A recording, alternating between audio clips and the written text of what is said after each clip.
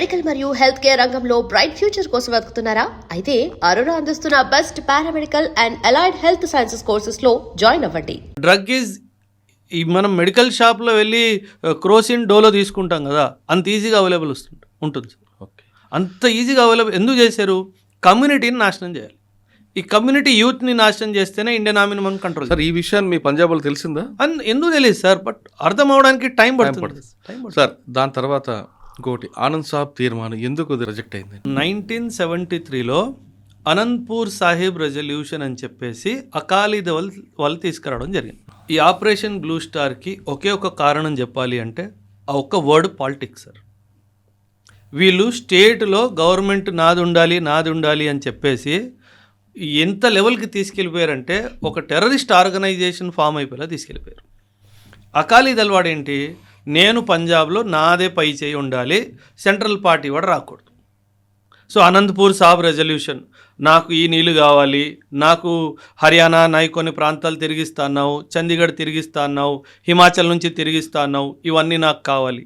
So ఇదంతా 1973 resolution. ఇది ఎప్పుడు ఇందిరాగాంధీ జర్నల్ సింగ్ బింద్రావాలని తయారు చేస్తుంది అప్పుడు. అండ్ 1975 ఎమర్జెన్సీ జరిగింది, వాడిని పట్టించుకోలేదు, వాడు అటే తిరిగాడు. అండ్ 1973లో అనంతపూర్ సాహిబ్ రెజల్యూషన్ ఎవరైతే అకాలీదళ్ పాస్ చేసిందో, 1982లో అకాలీదళ్ అండ్ జర్నల్ సింగ్ బింద్రావాలే ఇద్దరు కలిసి ఇంకో రెజల్యూషన్ పాస్ చేశారు, ధర్మ యుద్ధ మోర్చా అని చెప్పి.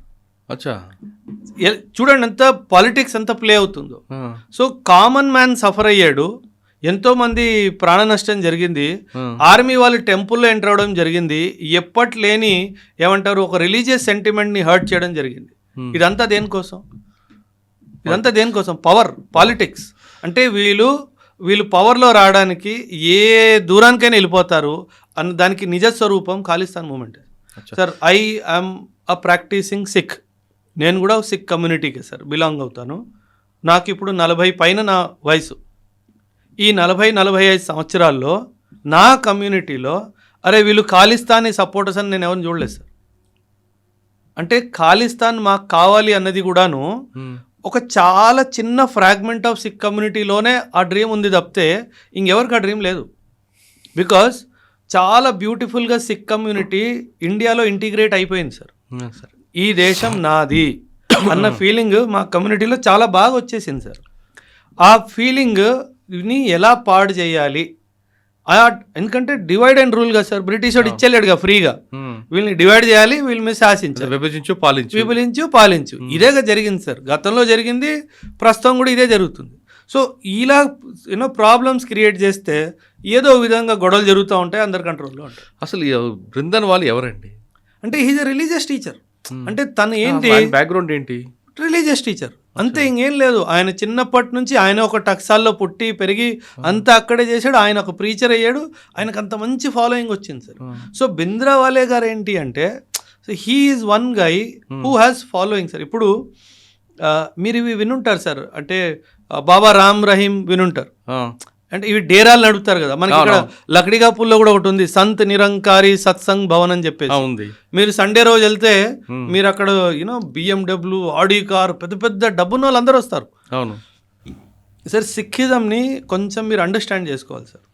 సిక్కిజం ఐడల్ వర్షిప్లో బిలీవ్ చేయొచ్చు సార్. అండ్ సిక్కిజం మన 10 గురూస్ ఉన్నారు కదా సార్, ఈ 10 గురూస్ని గురూస్ అంటది, కానీ ఏ రోజు మేమే దేవుడు అని చెప్పి వాళ్ళు చెప్పలేదు సార్. ఎందుకంటే Sikhism believes in only one God sir, అందుకే మోనోథియిస్టిక్ బిలీఫ్ సిస్టమ్ అంటారు. సో దేవుడు ఒక్కడే, కానీ అండ్ మనిషి రూపంలో దేవుడు రాడు. అండ్ ఈ 10 gurus they are only gurus. అంటే మనకి ఎలా స్కూల్లో గురువు ఉంటాడో, కాలేజ్లో గురువు ఉంటాడో, అలా ధర్మానికి వీళ్ళు గురువు. అధర్మం ఏంటి నీకు నేర్పించాలి, ఇది నువ్వు చేయకూడదు, ఇది అధర్మం, ఇది ధర్మం, నువ్వు పాటించాలి. అందుకే గురు గోవింద్ సింగ్ ఒక మాట అంటారు సార్, నేను గురువు కావచ్చు, కానీ నాకన్నా సిక్కిజం ఇంకో మనిషి బాగా పాటిస్తే నేను ఆయనకి డిజైపుల్ అవుతా అంటాడు. అందుకే ఆపే గురు ఆపే చేలా. If Prakash follows Sikhism better than me, Guru Govind says I have no shame in saying he is my guru because he is following better than me. So that is where సిక్కిజంలో ఆ గురుషిప్ ఉంది. గురు అండ్ శిష్య పరంపర చాలా స్ట్రాంగ్గా ఉంది. అందుకని దమ్దమి టక్సాల్కి ఎవరైతే జర్నైల్ సింగ్ భింద్రావాలా గురువుగా ఉన్నాడో ఆయనకు అంత ఫాలోయింగ్ వచ్చింది. ఎందుకంటే సిక్కిజంలోనే ఆ గురువుకి సమర్పణ అనే ఒక ఫీలింగ్ చాలా స్ట్రాంగ్ ఉంది సార్. అందుకని అంత మంచి ఫాలోయింగ్ ఆయనకు వచ్చింది. సార్ నిరంకారి గురించి మాట్లాడారు ఇప్పుడు. అసలు నిరంకారి దాంతోపాటు ఘర్షణలు జరిగాయి కదా ఇప్పుడు? చాలా జరిగాయి సార్. అంటే అదేంటి? వీళ్ళు ఏంటంటే సార్ వీళ్ళు ఏం క్లెయిమ్ చేస్తారంటే వీఆర్ గాడ్ మెన్. అంటే ఇప్పుడు డేరా సచ్చా సోదా బాబా రామ్ రహీం అవును, ఆయన ఆయన ఏమంటాడు, ఐఎమ్ గాడ్ అంటాడు. అండ్ సిక్కిజం ఏమంటుంది, no no no, human cannot be God and God cannot be born as a human అన్నది ఒక one basic element of Sikhism. when Khalsa Panth was established, sir, 10th Guru Gobind Singh ఆయన ఒక ఇంపార్టెంట్ తీర్పు ఇచ్చారు సార్. ఓకే, నా తర్వాత హోలీ గ్రంథే గురువు, నా తర్వాత హోలీ గ్రంథే గురువు. నీకు జీవితంలో ఏ కష్టం వచ్చినా, నీకు ఏ ప్రాబ్లం వచ్చినా ఆ బుక్ తీసుకొని చదువు, నీకు సమాధానం దొరుకుతుంది. నా తర్వాత లివింగ్ గురువు ఎవ్వరూ లేరు అని చెప్పి ఆయన చాలా స్పష్టంగా చెప్పడం జరిగింది సార్. ఆయన ఏమన్నాడు, ఆజ్ఞా భై అకాల్కి means somebody who is beyond time. ఆజ్ఞా భై అకాల్కి తభీ చలాయో పంత్ మీన్స్ సిక్కిజంని ఎలా నడపాలి, సబ్ సిక్కన్ కో హుకుమ్ హై గురు మానియో గ్రంథ్. అంటే ఇప్పటి నుంచి నా తర్వాత ఎవ్వరు ఒక మనిషి వచ్చి నేను సిక్ కల్చర్కి గురువు అని చెప్పడానికి లేదు. ఈ హోలీ గ్రంథ్లో ఎవరైతే రాశారో, ఈ హోలీ గ్రంథ్లో రాసిన రూల్స్, రెగ్యులేషన్స్, స్క్రిప్చర్స్ ఇదే మీకు గురువు అని చెప్పడం జరిగింది. సో సిక్కిజంని అండర్స్టాండ్ చేసుకుంటే ఎందుకు అంత ఫాలోయింగ్ జర్నైల్ సింగ్ భింద్రావాలాకి వచ్చిందో మీకు అర్థమవుతుంది. ఓకే సార్, 1982లో అప్పుడు కూడా కొన్ని ఘర్షణలు జరిగాయి. అవును సార్, ఆ ధర్మయుద్ధ మోర్చా గురించి చెప్పాను కదా సార్. 1982లో అకాలీదళ్ వాడు కలిసి అండ్ జర్నైల్ సింగ్ భింద్రావాలా వీళ్ళిద్దరూ కలిసి ఈ ధర్మయుద్ధ మోర్చా చేయడం వల్లనే కదా ఇందిరాగాంధీకి అర్థమైపోయింది, అమ్మో మనోడే వెళ్ళి అపోజిషన్ పార్టీలో జాయిన్ అయిపోయాడు అని చెప్పేసి. సో అప్పటి నుంచి ఇంకా వీడిని ఎలా ఎలిమినేట్ చేయాలి అన్నది ప్లాన్ స్టార్ట్ అయింది సార్. ఆ ప్లాన్కి చివరి tick mark operation Blue star. Okay, operation Blue star చేయక ముందు మళ్ళీ గవర్నమెంట్ని ఏ విధంగా ఛాలెంజ్ చేశారు? ఒక ఇన్సిడెంట్ చెప్పండి. అంటే సార్ గవర్నమెంట్కి అంటే చాలా చేసి ఉండాలి 100%. ఈ ఇన్సిడెంట్తో దీని మీద యాక్షన్ తీసుకోవాలి, అప్పర్ హ్యాండ్ తీసుకోవాలని గవర్నమెంట్ డెసిషన్ తీసుకు. సార్ చాలా ఇంటెలిజెన్స్ రిపోర్ట్స్ వచ్చాయి సార్ అప్పట్లో. ఎందుకంటే ఆయుధాలు లోపలికి వస్తున్నాయి సార్. అంటే ఆయుధాలు రావడం వేరు, వీళ్ళు ఆపరేషన్ చేయడం వేరు. అంటే గవర్నమెంట్ ఆయుధం ఎందుకు వస్తుంది సార్? ఇప్పుడు మనము ఒక స్టేట్లో ఉన్నాం సార్, తెలంగాణ స్టేట్లో ఉన్నాం. మీకు సెక్యూరిటీ ఇచ్చే బాధ్యత, నాకు సెక్యూరిటీ బాధ్యత ఎవరిది? గవర్నమెంట్, రాష్ట్రానిది, గవర్నమెంట్ది, రైట్? సో అలాంటప్పుడు నా దగ్గర ఆయుధం ఎందుకు ఉండాలి? ఇప్పుడు మీరు ఆయుధం అక్రమంగా పెట్టుకున్నారంటే ఏదో ఒక తప్పు పని చేయడానికే కదా సార్. సో ఇంటెలిజెన్స్ రిపోర్ట్స్ రిపీటెడ్గా ఏమొస్తున్నాయంటే ఎంతోమంది సిక్ అండ్ ఆర్మీ నుంచి కూడా ఇంటెలిజెన్స్ వస్తుంది. ఏమని, సిక్ యూత్ అసలు చెప్పకుండా వెళ్ళిపోతున్నారు, ఏడబ్ల్యూలు అయిపోతున్నారు, అబ్సెన్స్ వితౌట్ లీవ్. ఓకే, సెలవు తీసుకొని వెళ్తున్నారు, తిరిగి రావట్లేదు. వీళ్ళు ఎక్కడికి వెళ్తున్నారు? So something big is happening. ఈ ఇంటెలిజెన్స్ రిపోర్ట్ వస్తుంది అండ్ ఈ ఇంటెలిజెన్స్ రిపోర్ట్లోనే అజిత్ దోవల్ గారు ఎంట్రీ అవుతుంది. అసలు లోపల ఏం జరుగుతుంది కనుక్కోవాలి. అంటే దెర్ ఈజ్ ఎ స్టోరీ, అంటే నాకు ఫ్యాక్ట్స్ నాకు తెలియదు, but what I have read somewhere is he projected himself as a rickshaw wala outside Golden Temple. Rickshaw తొక్కే అతనుగా ఆయన అంటే అప్పటి నుంచి ఉన్నాయి ఇవన్నీ మారువేషంలో ఆడ కూర్చొని అసలు లోపల ఏం జరుగుతుంది, లోపల ఎవరు వెళ్తున్నారు, లోపల ఎవరు వస్తున్నారు. అంటే మన పాకిస్తాన్ కన్నా ముందు, దురందర్ కన్నా ముందు షేడ్స్ అని కనిపిస్తున్నాయి. ఖచ్చితంగా. So he was there trying to collect some information related to లోపల ఏం జరుగుతుంది. ఎందుకంటే లోపల డైరెక్ట్గా వెళ్ళొచ్చు, ఎందుకంటే ఎంతో మంది వెళ్తారు, వెళ్ళొచ్చు. కానీ వెళ్తే పట్టుకుపోతే ఏంటి పరిస్థితి? సో బయట ఒక రిక్షా వాడిలాగా రిక్షా పెట్టుకొని అందరిని తోలడం, రిక్షా వెనక వస్తా పోయేటోళ్ళతో మాట్లాడాలి, ఏం జరుగుతుంది లోపల, ఏంటి ఈరోజు ఆయుధాలు కనిపించాయి, ఏమైనా చేస్తున్నా మనోళ్ళు అంటే నేను మీ వాడినే. సో అప్పుడేమవుతుంది, జర్నైల్ సింగ్ భింద్రావాలా ఎవరినో కూర్చోబెట్టుకున్నాడు, ఆయుధాలు కూడా ఉన్నాయి, మేము కూడా చూసాము. సో దీన్ని ఏమంటారంటే పాజిటివ్ రీఅఫర్మేషన్ జరుగుతుంది. Military action sir, military action చేసే ముందు అసలు లోపల ఏముందో తెలుసుకోవాలి కదా సార్. అది తెలుసుకోవాలి అంటే ఏదో రకమైన మనకి ఇంటెలిజెన్స్ రావాలి కదా.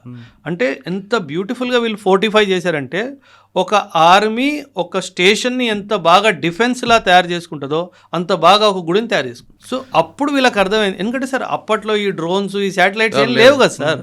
It is purely human intelligence. ఆ హ్యూమన్ ఇంటెలిజెన్స్ నెట్వర్క్ని ఫస్ట్ క్రియేట్ చేశారు. 1-2 years ఇందులోనే పట్టింది. దెన్ లీడ్ చేసింది దోవల్. సో దెన్ యాక్షన్ జరిగింది గ్రౌండ్లో 1984లో. దా ఆపరేషన్కి పేరు ఇచ్చింది ఆపరేషన్ బ్లూ స్టార్. సరే, ఆపరేషన్ బ్లూ స్టార్కి వెళ్ళకముందు సార్ పాకిస్తాన్ నుంచి వెపన్స్ వచ్చాయని చెప్తున్నారు. ఏ రూట్లో వచ్చేవండి వీళ్ళకి? Punjab border is there.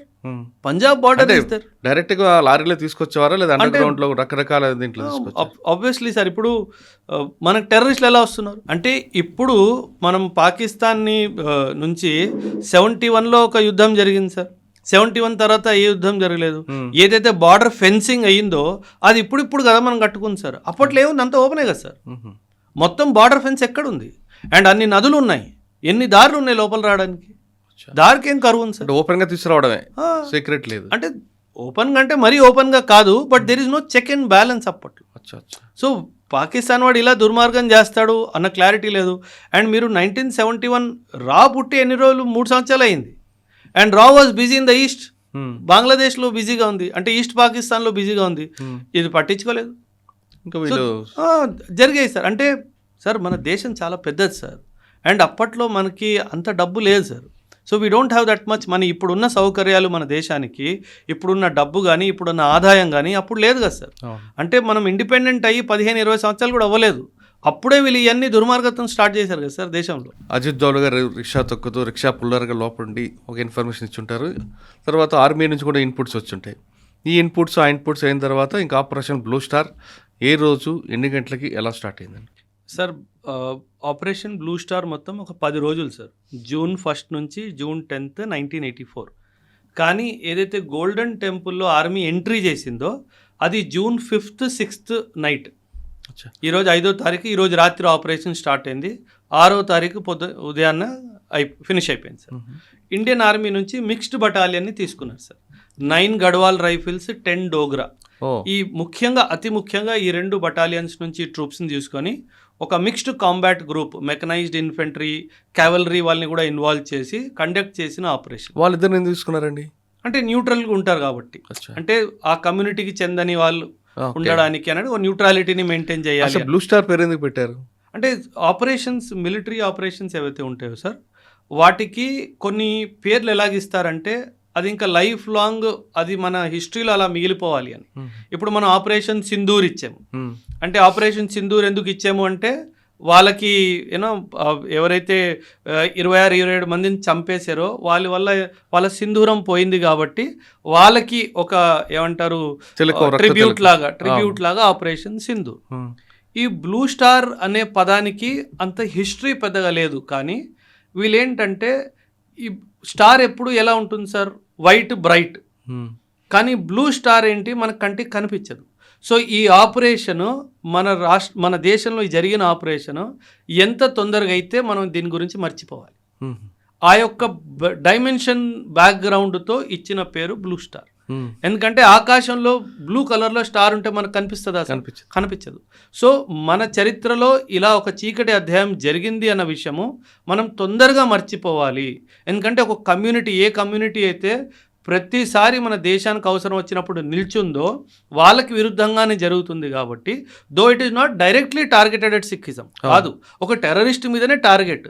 కానీ అందరి దీన్ని తొందరగా మర్చిపోవాలి అన్న ఉద్దేశంతో పేరు పెట్టింది బ్లూ స్టార్ సార్. సో దీనికి మల్టిపుల్ స్టోరీస్ ఉన్నాయి sir. This is one of the story. So that we forget this operation as early as possible. And ఒక రాత్రి మొత్తం ఆపరేషన్స్ జరిగాయి సార్. హెవీ క్యాజువాలిటీస్ అటువైపు, హెవీ క్యాజువాలిటీస్ ఇటువైపు, అంటే ఆర్మీ వైపు కూడాను. అండ్ ఆ టెర్రరిస్ట్ లేదా సపోర్టర్స్ ఆఫ్ భింద్రవాలే వాళ్ళకు కూడా హెవీ క్యాజువాలిటీస్ జరిగాయి sir. By the morning of 6th June Bhindranwale was killed and the operation was ended. And immediately the restoration of ఏదైతే నష్టం జరిగిందో, కొలాటరల్ డ్యామేజ్ జరిగిందో, దాని రిపేర్ వర్క్ కూడా ఇమీడియట్గా ఆల్మోస్ట్ స్టార్ట్ అయింది. సిక్కులందరూ పవిత్రంగా భావించే గోల్డెన్ టెంపుల్లో పోలీసులు వెళ్ళడం, ఈ రక్తపాతం చేయడంతో ఇందిరాగాంధీకి సిక్కుల మధ్య గ్యాప్ పెరిగింది. ఆమె హత్యకి అదే ప్రధాన కారణం అనేది ఒక వాదన ఉంది, వాస్తవంటారా? ఖచ్చితంగా సార్. ఎందుకంటే as I told, Sikh community వాళ్ళు పోలీస్లో పారామిలిటరీలో ఆర్మ్డ్ ఫోర్సెస్లో ఎక్కువ శాతంగా అప్పుడు ఉన్నారు, ఇప్పుడు ఉన్నారు. అండ్ ఇందిరాగాంధీ గారు పర్సనల్ బాడీ గార్డ్స్ ఎవరైతే ఉన్నారో ఆ ఇద్దరు కూడా సిక్సే సార్.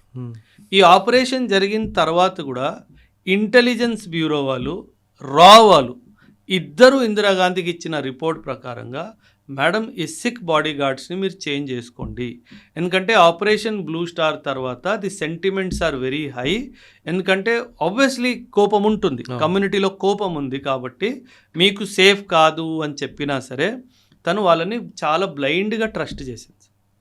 సో అందుకే ఎప్పుడైతే ఇంటెలిజెన్స్ వాళ్ళు ఇది చెయ్యొద్దు అని అంటారో, ఇది చెయ్యండి అని లీడర్స్కి అంటారో వాళ్ళు వినాలి సార్.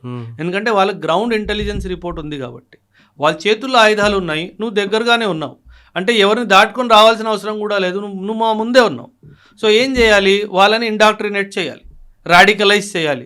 ఈవిడి వల్లేరా నీ స్వర్ణ మందిరంలో మిలిటరీ వాళ్ళు బూట్స్ వేసుకొని వచ్చారు. సో ఎవడైనా సరే మనిషి కొన్ని రోజుల తర్వాత ఇన్ఫ్లుయెన్స్ అయిపోతాడు కదా, అక్కడ అదే జరిగింది.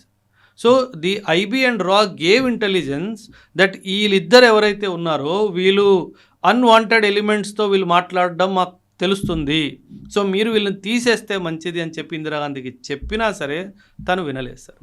జూన్లో ఆపరేషన్ బ్లూ స్టార్ జరిగింది, అక్టోబర్లో 31 అక్టోబర్ రోజునే ఇందిరాగాంధీ గారిని అసాసినేట్ చేయడం జరిగింది సార్. ఒక లక్ష్యం కోసం పంపారు ఆవిడ. ఆ లక్ష్యం అంటే పొలిటికల్గా నెరవేరిందా పంజాబ్లో కాంగ్రెస్ పార్టీ? అప్పుడు నెరవేరలేదు సార్, అప్పుడు పెద్దగా నెరవేరలేదు. కానీ 2000 ఇక్కడ 21 మన 2017లో కాంగ్రెస్ పార్టీ వచ్చింది. కానీ దానికి కారణం కంప్లీట్లీ డిఫరెంట్ సార్. దానికి కంప్లీట్లీ కారణం డిఫరెంట్. కానీ వాళ్ళు అంత కష్టపడ్డారు కానీ అప్పుడు రాలేకపోయారు. బట్ ఖచ్చితంగా 2017లో అయితే వాళ్ళు అంటే ఈ రీజన్తో కాదు కదా, వేరే రీజన్స్ అంటున్నారు కాబట్టి. అంటే ఆ వేరే రీజన్ మరీ రిలీజ్ చేసేసారు. మళ్ళీ 2015లో సార్ ఒక ఇన్సిడెంట్ జరిగింది పంజాబ్లో, దాన్ని బర్గారీ ఇన్సిడెంట్ అంటారు. బర్గారీ ఇన్సిడెంట్ ఏంటంటే ఫరీద్కోట్ దగ్గర బర్గారీ అనేది ఒక ప్లేస్ సార్. ఫరీద్కోట్ దగ్గర గురుద్వారా ఎదురుగా గురుద్వారా మన హోలీ గ్రంథ్ కొన్ని కాల్ చేసిన కాగితాలు అక్కడ రోడ్డు మీద పడేశారు. దిస్ ఈజ్ ఇనఫ్ కదా సార్, మన దేశంలో ఇంత పెద్ద ఇది జరిగితే అండ్ ఇంకా people will be there. And 2015లో అకాలీదళే ఉంది సార్ పొలిటికల్ పార్టీ అప్పుడు కూడాను. 2015 నుంచి 2017 వరకు Akali Dal could not find the perpetrators of Bargari. అసలు ఎవడు చేశాడు అది 2 సంవత్సరాలు పట్టుకోలేకపోయారు సార్. 2017లో ఎలక్షన్స్లో కాంగ్రెస్ ఒకే ఒక్క ఇష్యూ మీద ఎలక్షన్ ఫైట్ చేసింది. ఏమని, బర్గారీ పర్పిట్రేటర్స్ ఎవరైతే ఉన్నారో ఆ హోలీ గ్రంథ్ కాగితాలు ఎవరైతే కాల్ చేశారో వాళ్ళని పట్టుకుంటాము. వాళ్ళ ఎలక్షన్ అజెండా ఒక్కటే ఒక అజెండా. 2017లో కాంగ్రెస్ గెలిచింది సార్. 2017 నుంచి 2022 వరకు 5 సంవత్సరాలు కాంగ్రెస్ ఉంది సార్, ఏమీ చేయలేదు sir. They did not catch the perpetrators of Bargari. 2022లో ఆమ్ ఆద్మీ పార్టీ ఇదే అజెండా మేనిఫెస్టోతో వెళ్ళింది, బర్గారీ పర్పిట్రేటర్స్ని పట్టుకుంటా అని. ఆమ్ ఆద్మీ పార్టీ గెలిచింది. సో ఒక religious sentiment state politics drive చేస్తుంది. గెలిచింది కరెక్ట్, పట్టుకున్నారా? లేదు, ఎవ్వడు చేయలే. అందుకే చెప్తున్నా భగవంత్ సింగ్ మాన్ సార్ అంటే he is not a CM material according to me sir. So but ఎందుకంటే ఆ పార్టీ అక్కడికి వెళ్ళి ప్రామిస్ చేసింది, అది చేసింది కాబట్టే ఎలక్షన్ గెలిచారు. 17లో కాంగ్రెస్ గెలిచింది. 5 సంవత్సరాలు అమరేందర్ సింగ్ గారి గురించి మీకు తెలిస్తే is a very lavish person. So ఆయన మాసెస్ని పెద్ద పట్టించుకోడు. 5 సంవత్సరాలు ఉన్నాడు. 5 సంవత్సరాల్లో తర్వాత ఆయన్ని మార్చేయడం కూడా జరిగింది. అమరేందర్ సింగ్ని మార్చేసి చన్నీ అని చెప్పి వచ్చాడు. And is a Dalit community person. And Sikh పాపులేషన్లో మంచి మెజారిటీ ఉంది దళిత్లో. సో కాంగ్రెస్ ఏమనుకుంది, అరే కనీసం దళితులకి మనం చీఫ్ మినిస్టర్ చేసాం కదా, ఆ సపోర్ట్ ఎలిమెంట్ ఉంటుంది అనుకున్నారు. తను ఏం చేయలేకపోయాడు. ఆ తర్వాత 2022లో ఆమ్ ఆద్మీ పార్టీ వచ్చింది. ఇప్పుడు వచ్చి అది ఎవరు చేయలేదు. అండ్ అందులో ఒక గ్యాంగ్స్టర్ ఉన్నాడు సార్, గోల్డీ బ్రార్ అని చెప్పేసి. వాడు ప్రదీప్ సింగ్ అని చెప్పేసి ఒక మనిషిని చంపాడు. He was one of the perpetrators of Bargari అని తెలిసింది. అండ్ ఆయన ఓవర్ నైట్ దేవుడు అయిపోయాడు. బికాస్ అక్కడ కమ్యూనిటీకి ఏం కావాలి, ఆ వెదవ పని చేసినట్టు చంపాలి. Because it is a religious sentiment. కానీ ఇంత దాన్ని చూపిస్తున్నారు తప్ప ఎవరు చేయలేకపోతున్నారు సార్. మీరు ఇంకో మాట తీసుకొచ్చారు ఇక్కడ, పంజాబ్ అనగానే డ్రగ్స్ అనేది ఒక పేరు ఉండేది గతంలో, కానీ ఇప్పుడు ఇంకొక పేరు కూడా యాడ్ అయింది, ఎస్సీ ఎస్టీ కేసులు ఎక్కువ ఉంటుంటాయి అనేది. అవును సార్, అంటే కన్వర్షన్స్ కూడా చాలా ఎక్కువ అవుతున్నాయి సార్. పంజాబ్లో క్రిస్టియానిటీ కన్వర్జన్స్ ఇవన్నీ కూడా బాగా జరుగుతున్నాయి సార్. దానివల్ల ఈ ఎస్సీ ఎస్టీ గొడవలు కూడా చాలా ఎక్కువ అయిపోతున్నాయి సార్. అంటే they are also doing everything possible to stop this. అంటే ఫోర్స్ఫుల్ కన్వర్జన్స్ కావు సార్ ఇవి.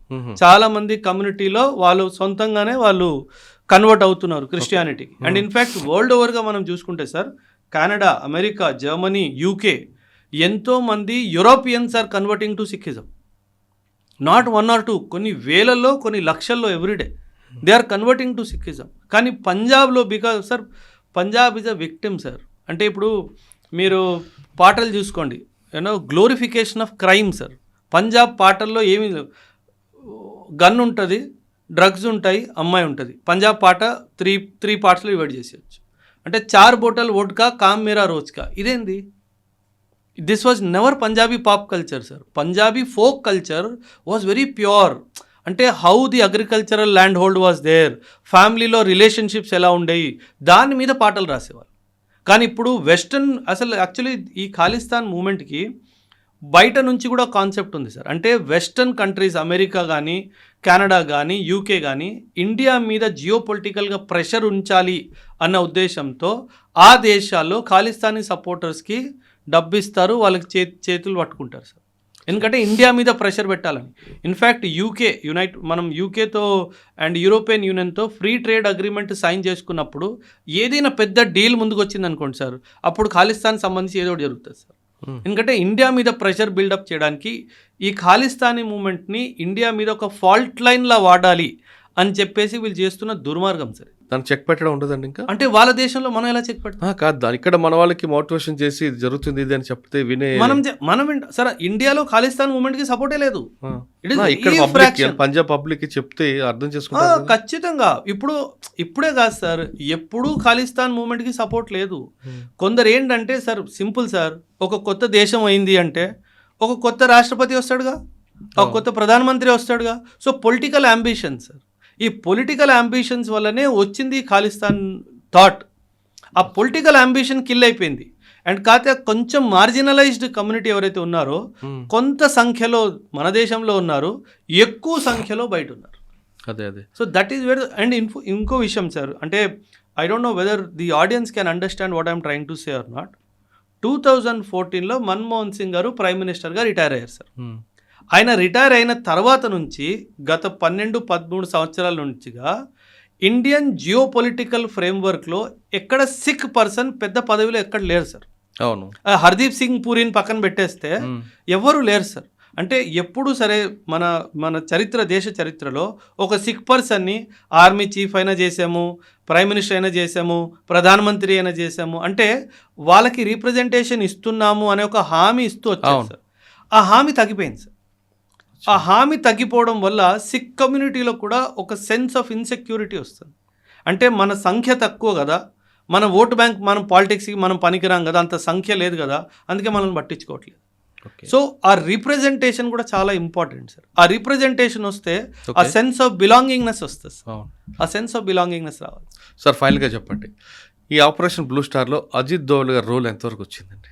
అంటే సార్ ప్రీ ఆపరేషన్ మనం దురంధర్ కాకుండా అప్పుడే దురంధర్ ఖచ్చితంగా దీన్ని దురంధర్ 1 అనొచ్చు, దాన్ని దురంధర్ 2 అనొచ్చు సార్. ఓకే, అంటే మొత్తం సార్ ఎప్పుడైనా గుర్తుపెట్టుకోండి సార్, ఏ ఆపరేషన్కి పునాది ఇంటెలిజెన్స్ సార్. అవును, ఏ ఆపరేషన్ సక్సెస్ఫుల్ అవ్వాలి అంటే మన ఇంటెలిజెన్స్ ఎంత గట్టిదో దాని మీదే సక్సెస్ సార్. ఓకే, అప్పట్లో నేను చెప్పే కదా, ఒక డ్రోన్ లేదు, ఒక శాటిలైట్ లేదు, లోపల ఎంతమంది ఉన్నారు, ఏం ఆయుధాలు ఉన్నాయి, వాళ్ళ గన్స్ ఎక్కడ పెట్టారు, ఎలాంటి గన్స్ ఉన్నాయి, వాళ్ళ దగ్గర ఎంత అమ్యునిషన్ ఉంది, వాళ్ళకి ట్రైనింగ్ ఎంత లెవెల్లో ట్రైనింగ్ ఇచ్చారు, ఇవన్నీ తెలియదు కదా సార్.